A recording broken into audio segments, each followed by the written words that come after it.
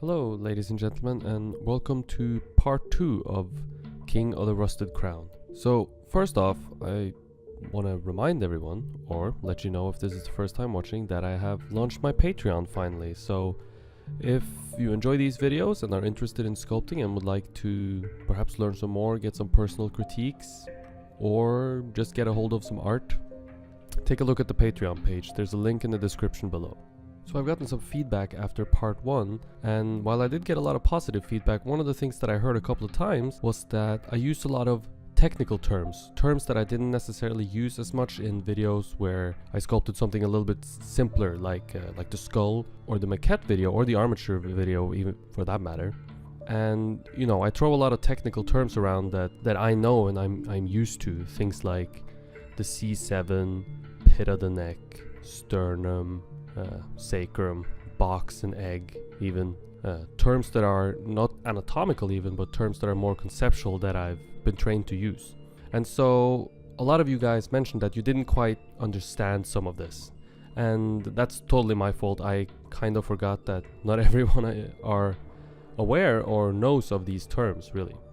So first of all, I want to apologize for that, and I will make a video about the terms and the terminology that I use, both anatomical and the technical terms that I use to describe technique, essentially conceptual terms like the box and the egg, for example. And I'll make a video on that, and I'll make some illustrations to kind of show you guys a little bit clearer what I'm talking about. And then those will also be included in the newer videos that come out. So, you know, whenever I mention the box, I'll throw up a little image to kind of explain what that is for those of you who haven't heard about that, or who haven't seen the other videos for that matter. And that video will come out probably by next week, hopefully by next Tuesday, I guess. And so that will hopefully clear some things up for some of you guys. And again, I apologize for throwing around technical jargon that I didn't explain thoroughly enough. In this video, in part 2, I will talk about a couple of things. Now, I won't talk so much about actually what I'm doing, because I'm just kind of putting clay on. But first of all, we'll start off talking about the tease that I teased in part 1, and that is my new method of measuring. Not a new method of measuring really, but instead of the calipers, I'm using sticks now. And these measuring sticks, I have 4 of them. There is one set, a pair of 2 for my model, and there's a pair of 2 for my sculpture that are the same length as the one for the model, but 3/4 scale. So they represent the same thing, but they're in 2 separate scales. And the measurements I have is the width of my box, which is aces to aces, or pelvic point to pelvic point, the width of my pelvis, or the width of my model's pelvis, and the width of my sculpture's pelvis, and the distal end of the clavicle, which is this little bony bump on top of the shoulder. And I have, again, one for my model, which is life size, and one for my sculpture, which is 3/4 life size. And so instead of having to go up to the model all the time and use calipers, I can use these sticks. Now, another trick that I find pretty useful is not only having these sticks, but I put a little Sharpie mark and split the stick into 4 equal sections. And so in that way, it's pretty easy for me to it gives me a couple of more measurements that I can use. So I can just walk up to the model with a stick, and then I switch sticks to the corresponding stick for my sculpture, a 3/4 life-size sculpture, and I use that to measure there. And it makes measuring quite fast and easy. And I would probably do this even if I was doing, you know, it doesn't really matter what scale you're doing. But what's nice about it is that it keeps things consistent. And you can also measure a couple of things on your model. Whenever you're measuring one thing, you measure, instead of measuring only the distance you want, you find a distance that's the same, you measure that, and then you do the same thing on your sculpture, and all of a sudden you have 2 measurements, and you've double checked, or what is it called? Cross-referenced. Yes, you know, you want to have more than one source, right? Like journalism type of thing. Double source it, or triple source it, it's even better. So the next thing that I'm going to talk about, and I'm already using it, and it's maybe the most important thing of my sculpture, especially at this stage. It's the most important thing, and that is the center line. You've probably seen me already in this video drawing a lot on the clay, and what I'm doing there is that I'm mapping out the forms and shapes that I see on my model in accordance with my center line. So that means that if I find one form on one side, more than likely, at least in this pose, because it's quite symmetrical, more or less symmetrical. You know, there's no like ton of folds happening on one side because he's leaning over a lot or anything like that. So that means that on both sides of my center line, things needs to be symmetrical. So if I find one form on one side, I immediately look for that form on the other side and transfer it over. And you can already see a little bit of that. Of course, I cannot really film exactly where I'm standing, but you can see me. I will draw like these lines, horizontal lines across the sculpture, and those are kind of to help me see if I have the same forms on both sides, or if I have symmetrical forms on both sides, let's say. So what is important about the center line? Well, first of all, it needs to be in the center, right? It needs to be in the center of my sculpture, and it's the center of the big bony masses. And we have two of those, well, three if you count the skull, but I don't have the skull on there and I don't really count it. So we have two for the body. We have the rib cage and we have the pelvis. And when I mentioned sometimes I call the pelvis the box because I conceptualize it into a box in the beginning to kind of help me wrap my mind around it a little bit easier. So sometimes I will refer to the pelvis as the box, but it's essentially the pelvis. The pelvis doesn't move. Well, it can move in relationship to other parts, but it's not going to move onto itself. Just as your arm can bend at the elbow, but you know, your lower arm can't bend in half, right? It's a stiff bone. Your skull, for example, can't really bend and move the skull, no matter how much pressure you put on it. So it's a solid object. So when I run my center line through that object, so that is right from, well, on this sculpture, since he's seated, it's kind of from where the butt crack is to a little bit higher up onto the sacrum, just slightly up the lower back. That line, things needs to be symmetrical on both sides of that line.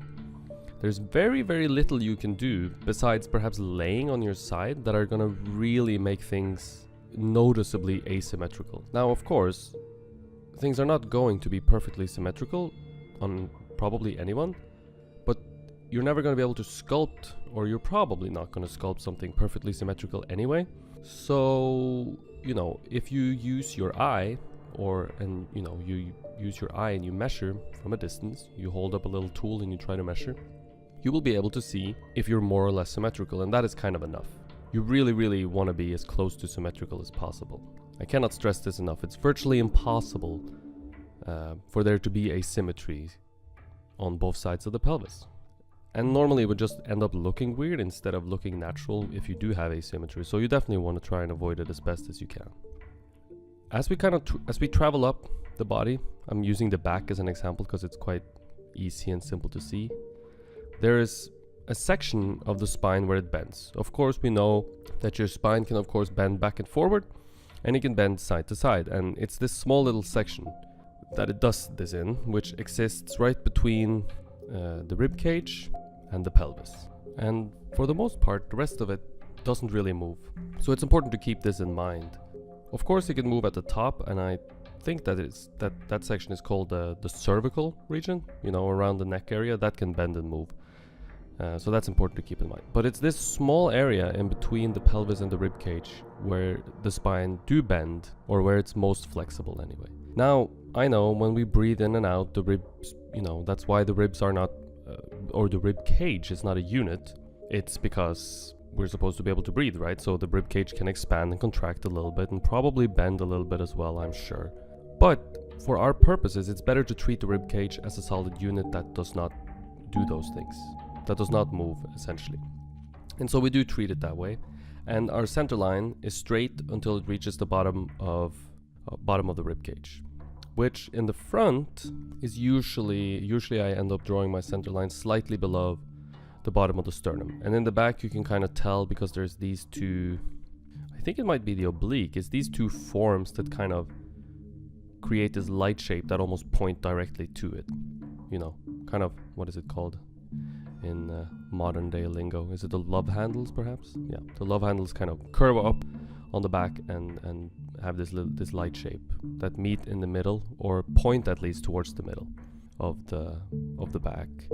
And that's kind of where I end up changing direction of my center line. So I usually end up simplifying it a little bit, if it works that way, and usually it seems to work that way, at least for me. I usually just end up drawing two straight lines. one straight through the ribcage and one straight up through the pelvis, and then I try to meet them somewhere, and this tends to work out quite alright most of the time. Now, that is kind of where I start out, right?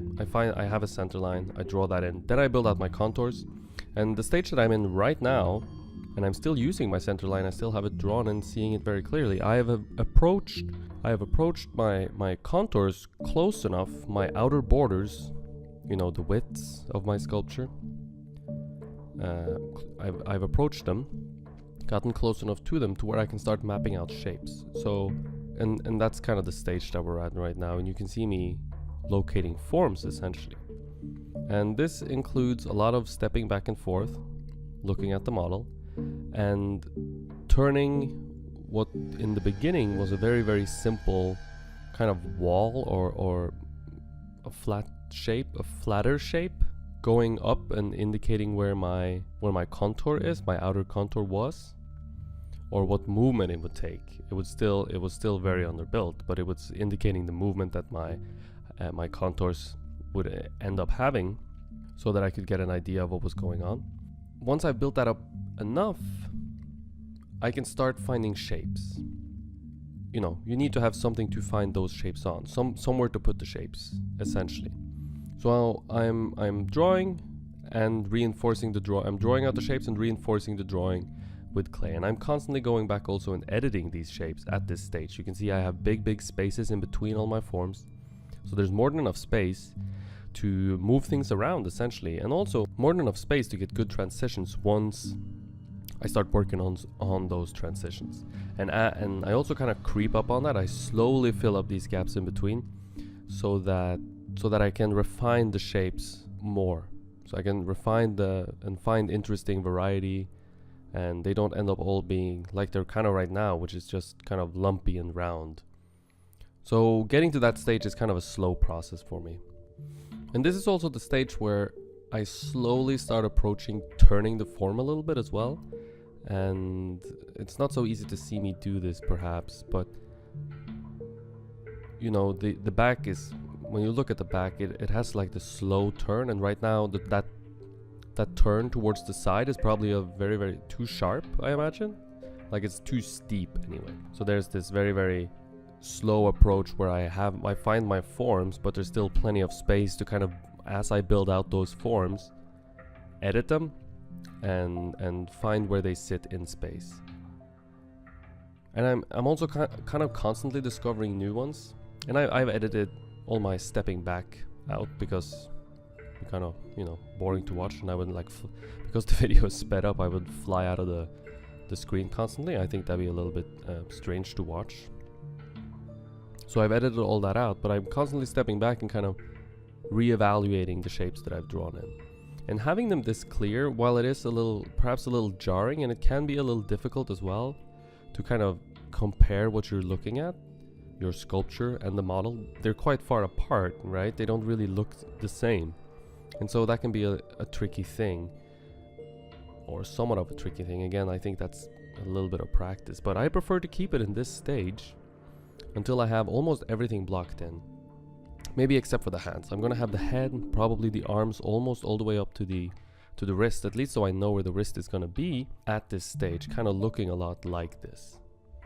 And that's really, really gonna allow me to edit and make changes to the entire sculpture while I have the entire sculpture up there, while I build the entire sculpture. So it's kind of my way of remaining flexible in that sense, while actually getting closer to my finished product. And you'll see this probably in the next couple of videos that, you know, there's huge gaps in between a lot of these forms, and I do slowly creep up on closing those gaps and filling that in a little bit. And as I do that, as I mentioned, as I slowly fill those gaps up, I refine the shapes even more and try to get them even more accurate. The closer you kind of get to making a sculpture that actually looks like the model, things become clearer and clearer, but it's very, very important that you don't arrive to that point. Say I could like throw a lot of clay up there really, really fast and make it look like my model, sure, but it would be, so much would be wrong, and it would be so difficult to have a place to start. And how do you fix it, and what decision led to what? So I prefer to kind of slowly build things up and edit as I go. And that way all my decisions are clear whenever I make the next decision.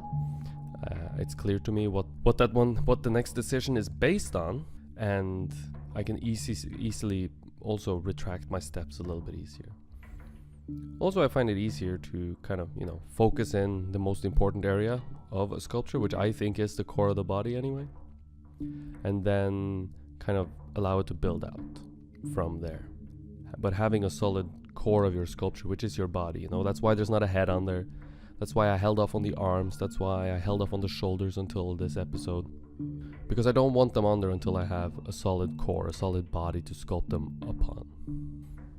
You can also notice the way that I apply the clay. I kind of apply it in like these tubes, I suppose you can call them, or like snakes or snails if you want. I don't know, worms. Worms is a good one, I suppose. I apply them in these worms and I allow them to move in the direction that I eventually want the form to move in. Now, exactly why I do that, I'm not really sure. Does it help? I don't know. It kind of helps me visually.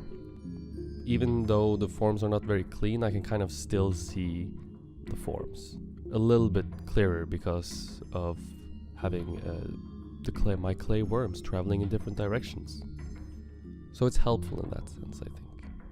But I'm also kind of using the rake tool and a wooden tool to kind of clean up and scrape down things a little bit, just to make the forms a little bit easier to read, so that I can see what I'm working on a little bit easier.